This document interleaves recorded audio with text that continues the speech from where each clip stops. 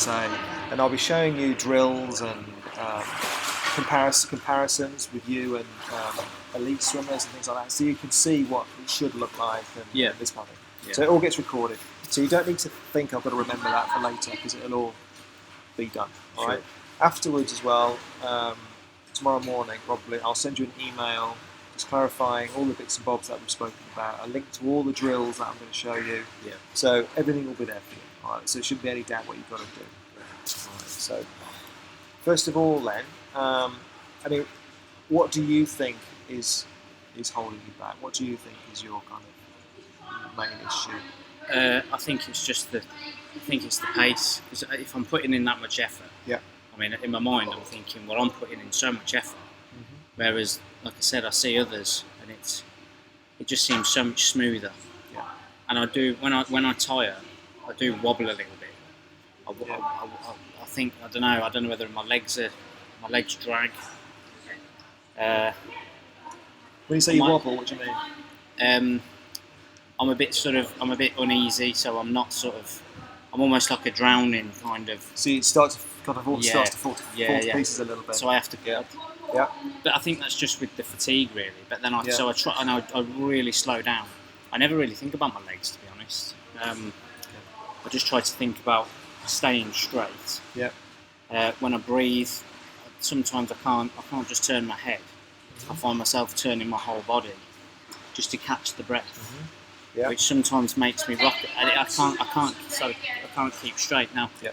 I mean, in my daughter, she's 10, and I mean, even in her sharks lessons, they're saying the important thing is to make sure you streamline. So they've got the inflatable between the legs, the what you call them? Board. The pull board. Yeah, board. Yeah, the pull board. Yeah. So they have those in the legs, and just to keep the whole body straight. Yeah. And you can see the difference, and it works really well. So I'm kind of just listening out for the little tips from that kind of thing. Okay, that's interesting because, I mean, when I watched you, you've got a very high stroke rate. So your arms are turning over quite quick, and your legs are going quite quickly as well.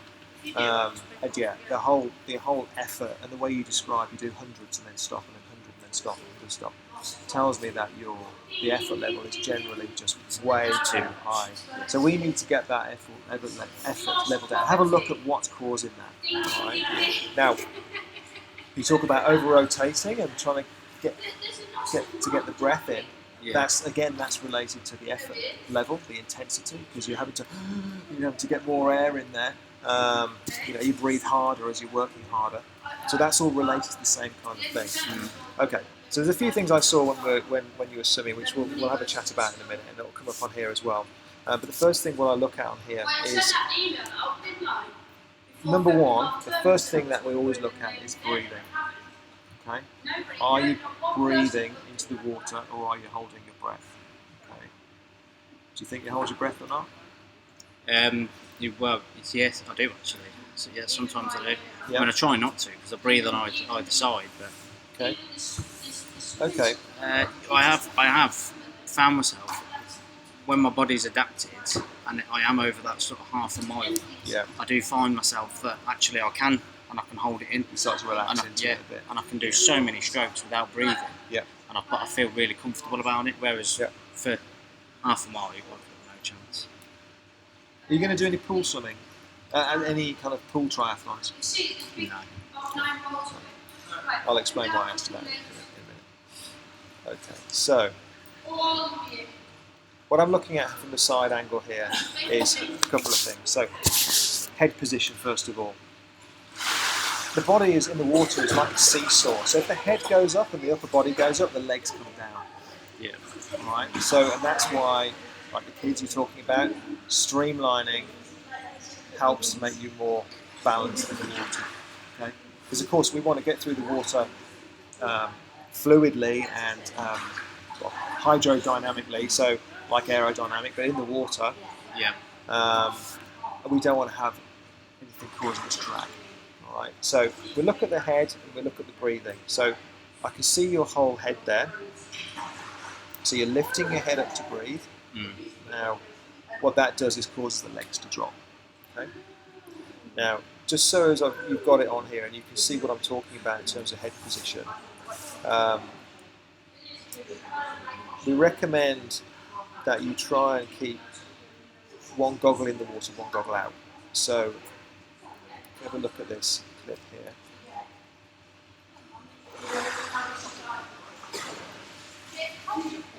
Now this is easier said than done, and there's the reasons for you lifting the head, which we'll come on to in a minute.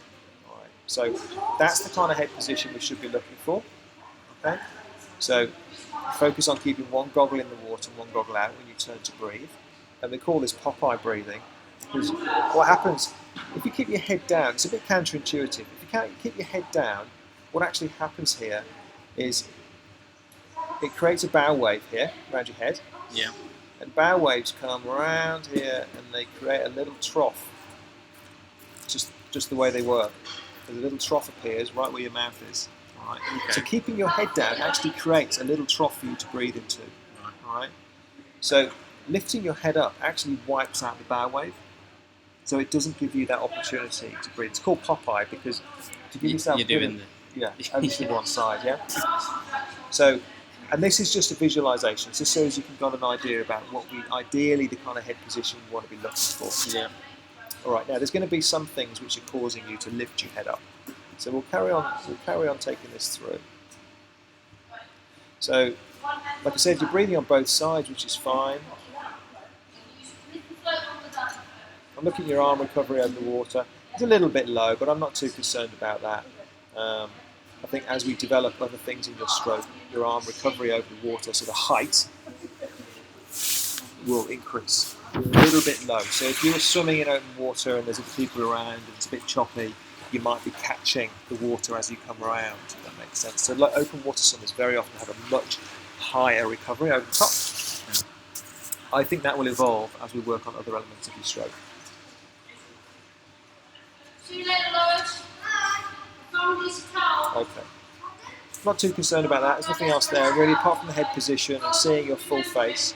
Now this is where the magic happens when we go into the water. Okay.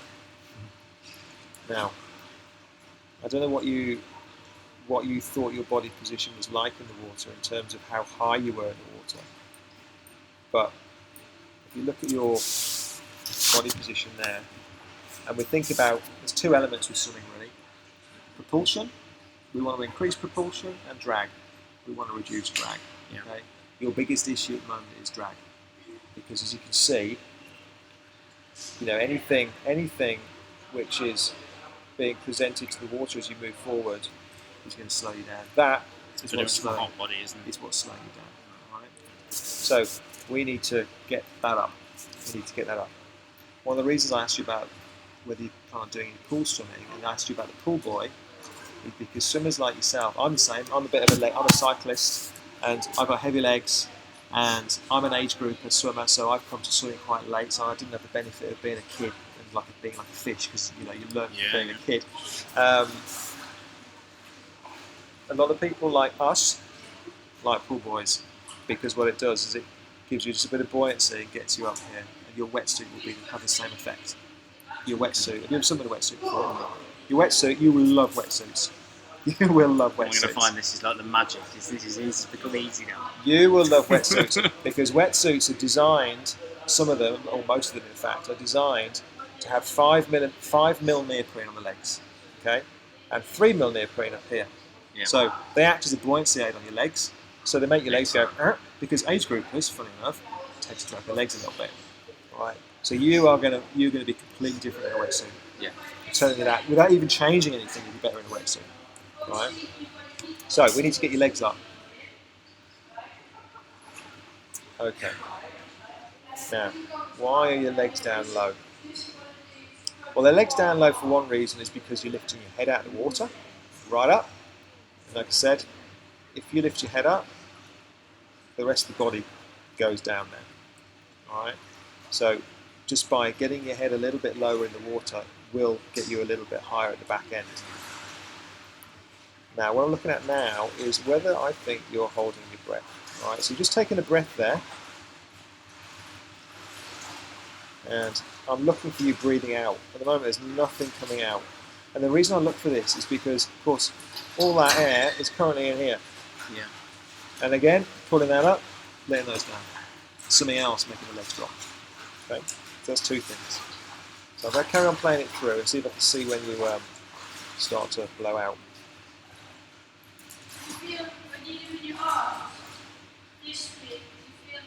Still nothing coming out. And I know you might relax into it a little bit later on, but this is, if you're doing hundreds, you're going to be doing this over and over and over again. Still nothing coming out. There. Okay. And you're breathing out because your body knows you're just about to take another breath. Alright, so you're breathing in. Yeah. Hold. I'm just about to take a breath. I'm going to breathe out. So you're breathing out and breathing in the same cycle. That's one of the reasons you have to pause sometimes on one side, because you're having to breathe out and in at the same time. Right. What you should be doing is taking a breath and then going Immediately.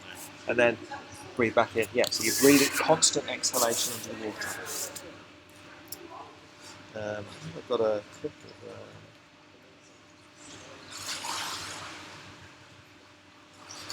but one of the drills we'll do today, just to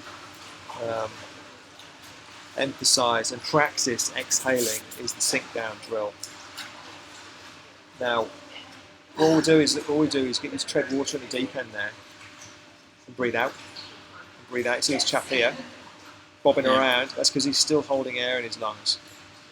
It takes, and look at these girls, just sink straight down like stones because they're really good at getting all that air out. All right. So we practice this. You practice exhaling as you're in the water, and then what you do is get you to do some swimming.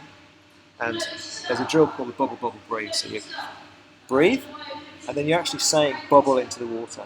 So bubble, bubble, and then breathe on the other side. Because of course speaking means you're exhaling. Right. Okay. So bubble, bubble, breathe just gets you used to exhaling. Yeah. Right.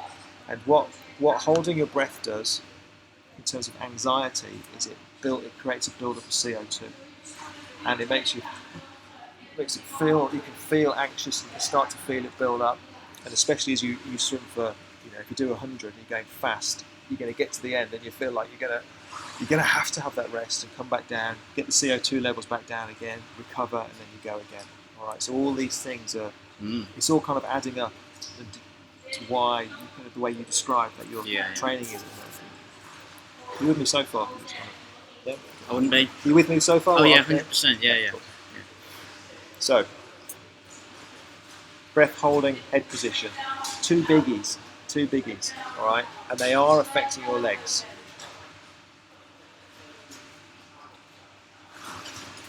Now, I'll tell you what I'm going to do. I'll take it back to here and look at your legs as you go under the water. Look how quickly they're kicking.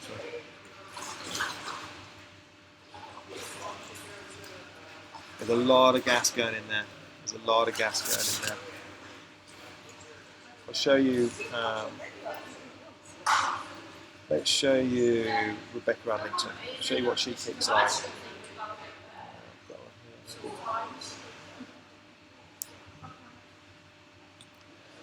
It's always good to see what elites look like, so you can compare the two. Where is she? There you go.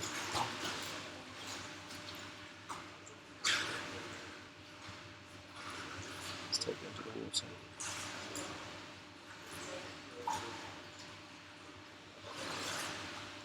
That's a kick. All right. There's nothing there. That's the kick we want. The level she is. The kick, the kick is just there to provide balance to your stroke. It's not there to push you through the water. You're not a sprinter. Right. Okay. It's just there to balance the stroke. Now imagine how much gas that's going to save you not having to kick like that. All right. Don't get me wrong. The kick has to be. There is a kick because you're still going like this, and the kick will be in time to your arm. She's got a much lower stroke rate than you there. Because you got, generally, if you've got shorter arms, then you have a higher stroke rate. It's just the way it is. Big, tall guys will have long range of strokes, So you are going to have a higher stroke rate. So your legs are going to be a little bit quicker in terms of cadence. But her legs are just kind of naturally kicking, whereas yours are kind of, there's effort there. I always thought the kicking of the legs is, I needed to do it more in my head to get them up. Yeah. I thought You won't that get 'em up. the more I Yeah. kick, the quicker I go, the higher I'm going to be up into the surface of the water, which Yeah. is where I need to be. Yeah, yeah. But clearly that's not the case then. Well, we don't even. I mean, bearing in mind the kind of swimming that we coach is predominantly aimed at triathletes. It's not aimed at pool sprinters. It's aimed at triathletes. Yes. So we're talking long distances. Yeah. So the kick is more about balance to your stroke, and just providing a bit of rhythm there, and Keeping that, not enough a energy lot, for the not, bike. not- yeah, exactly. Yeah, not a lot else. Not a lot else. That's why we don't do. You've seen the kids in Shark Turd out with the kickboard going up and down the kickboard day after day. We don't do any of that. We don't have kickboards. We don't do any of that because we don't need it. We're not looking at that kind of swim coaching, and that's not what we're trying to achieve. So, but the kick still needs to be efficient. Okay, we still need to point our toes. We still need to kick from the hip. We still need to know how to kick, and we'll go through that. Yeah. Okay. So we'll tune up your kick, but we won't spend much time on it because that's not the problem. All right. Your propulsion doesn't come from there. Your propulsion comes from your arms. All right. So let's carry on playing it through. Okay, even faster It's speed mad, right isn't there. it? But that's probably actually not very fast, is it? It feels like more frantic swimming than. Well, you swam that 100 in 150, which is 7:20 pace for 400. Right. That's pretty quick. Is it?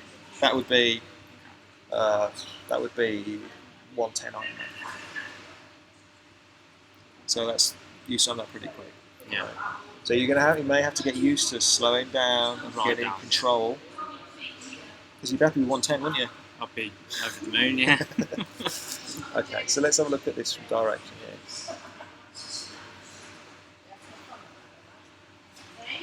Now, what I like about your stroke is it's pretty balanced actually. Your both arms are coming in equally. You're not lopsided or anything like that. There's got a nice tempo to it. What we want to try and improve a little bit, and we'll work on this today as well, is you're pushing down with the arms. So the arms are coming in a little bit kind of windmilly, so they're coming in and just pushing straight down. All right. So in effect, what you're doing is you're pushing down with the shoulder. So I don't know if you feel it in the shoulders when you swim, but what you should do, you're kind of coming in quite low and then going down like that. Yeah. All right. The whole arm. The whole arm is pushing down straight from the shoulder. All right. Now, what should happen, and this is all to do with kind of your body positioning as well, is spear in like that. Okay. And then the elbow stays high. And then this is your paddle. This is what pushes you back. So what you're doing is you're pulling using your lats and your chest, rather than pulling through with your shoulder. These are much stronger muscles. Right? So, and that is just because of the way you're positioning in the water.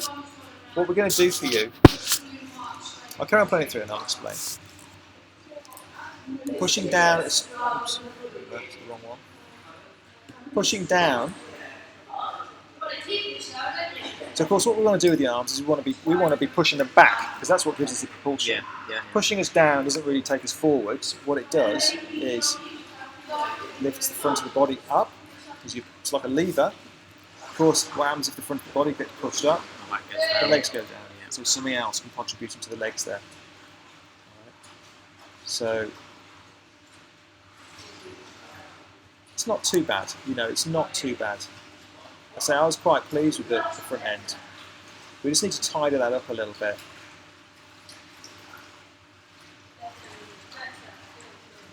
And yeah, so when you breathe, here's the arm coming straight down, pulling down straight. A lot of this is related to the breathing, so if you didn't spend so long breathing, you'd have more time in the water taking the stroke.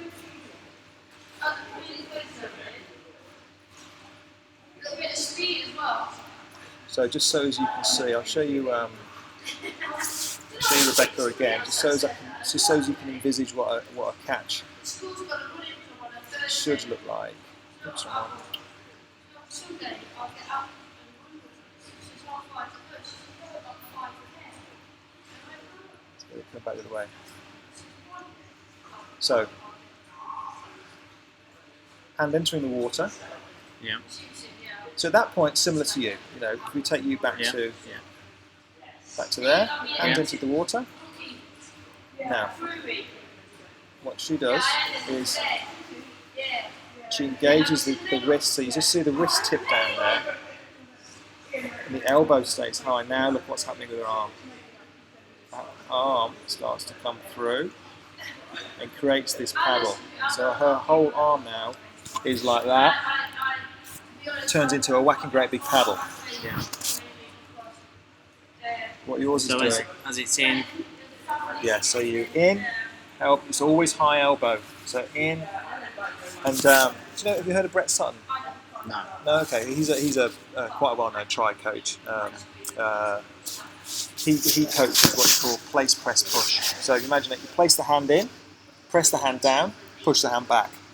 That's what you want to try and envisage. So place, press. So pressing down, push back. Place, press, push.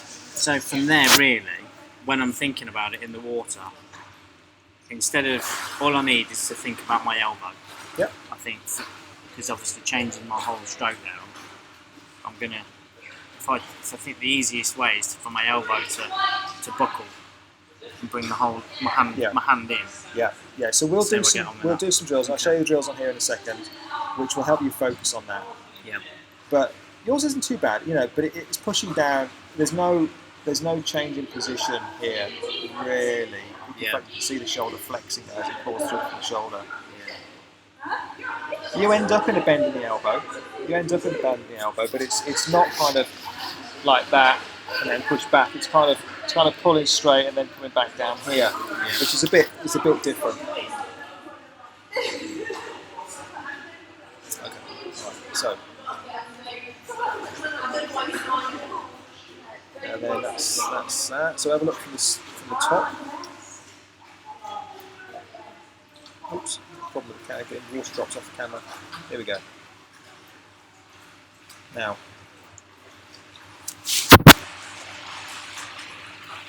what I'm looking at here is alignment. So you're travelling down the pool, and of course you want everything to be going in the direction of travel. Okay, we don't want anything sticking out sideways or anything else. So, and what I was really pleased about is the straightness of this arm. There are a lot of people whose arm will be over here at this point, on both sides. And that's called a crossover. You don't have that. So your arm goes in straight, your recovering arm comes over, enters in front of the shoulder, which is where it should be, and then pulls through underneath. So that's all right. Your alignment is okay. Now what is out is your timing, and again this is causing a problem with your stroke. So you don't have any hand here in front of the head. You should always have an arm in front of the head here, because that's what provides support in front of the stroke. Imagine when you turn to breathe, you almost lean on that hand. That arm is what gives you the support for you to turn to breathe. If that arm isn't there, you've got no support, which means you have to lift your head because you're sinking down, you're being pulled down. Yep. All right, so that arm is always there. So we'll do just swimming, and there's a focus 1, 2. So 1, 2, stretch. You turn to breathe, you stretch, and that arm is there. Okay. Don't let it. So if you look at when you breathe.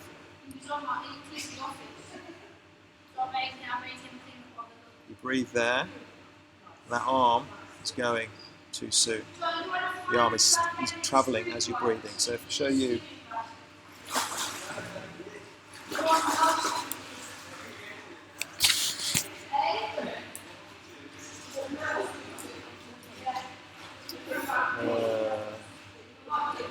John Van Hazel.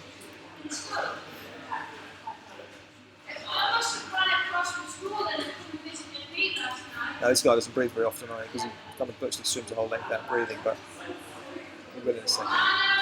And this is great for alignment. I should just play this. You see how straight he is in the water. Take that back now. Right, here we go. So, turns to breathe. His hand Still there. Now, it does start to move because it starts to pull through. But as that hand comes underneath deep, this recovering hand is already over the top. So there's always an arm either pulling through underneath or just about to go in. I think there's a view from the top somewhere. There we go. Oops. His arm pulls through underneath, and then that hand, just as it comes towards the head here, the other arm is in, providing support on the other side again. So there's always a hand there. So,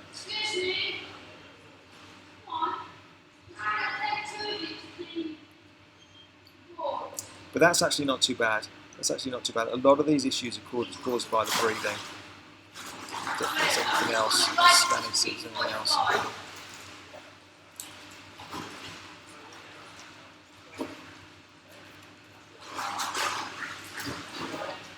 So there we can see this pull down straight, and then it kicks in and gives it a paddle quite late on here. All right. So what we're going to do is we're going to do a little bit of work on your breathing. Yep. Okay. We do a lot of drills with fins because the reason for the fins is because it gives you a little bit of propulsion with an easy kick, and that bit of propulsion there will allow you to focus on the drill and not worry about the breathing in terms of trying to get the breath so much. It'll make more sense when you're in the water. So we use the fins a lot for drills. So we're going to do some breathing work, and we're going to do some work on your kick a little bit. Yep. Okay. And then we're going to do some work on. They are alignment drills actually, but we're not going to use them for alignment. We're going to use them for. There's a kick on the side. We're going to use this for getting you to focus on breathing to the side while that lead arm stays high. Okay, nice control kick. See, he's even breathing out, so you can practice your breathing out in the water as well. Yeah. Okay, so kick on the side gets you used to being super straight, breathing with that lead arm high. Okay, so that's one of the main drills we're going to look at today. And then we're also going to look, and this is a progression, so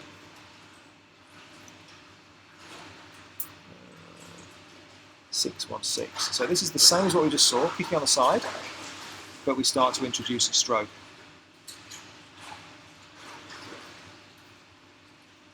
So a single stroke onto the other side.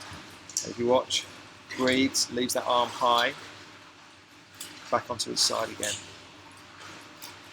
So it's just working on straightening everything up, getting a bit more control in there. And I'm not sure we'll get to 6-3-6, but you can start to see how we build you up to a fuller stroke, because the next one is, and that's probably more like the pool swimmers that you're talking about, go whizzing past with minimal effort, you know, just kind of easy, you know, so they're the main drills we're going to work on.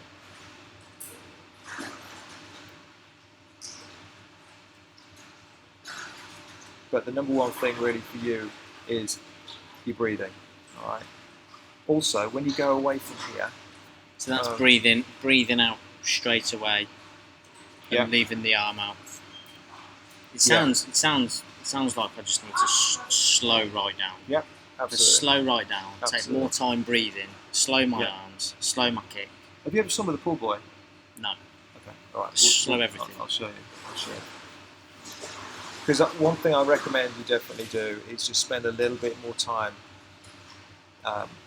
with a pool boy, just swimming more relaxed. Yeah. Just dial it right back. The pool boy, switch your legs off. So you just got your arms working. And of course, if your legs aren't kicking, then your arms are going to start really working, because they're the only thing that's going to be propelling you through the water. A lot of people with their catch and pull through isn't quite as strong as it could be, because their legs start to kick in, because your body just naturally thinks, well, I've got to do something to get myself through the water. So we switch the legs off, and then the arms magically start to think, oh, hang on a minute, I've got to do some work now, you know. So I I guess you'd pay more attention to it as well, wouldn't you? When you ask for it, because you wouldn't need to worry about power. Yeah. Or the kick. It's just literally going to be. Yeah, I get that. It's just concentrating on pulling you through. Yeah, no, absolutely. Okay, so we'll go through the bits and bobs we've spoken about in the water now. Yeah. All right.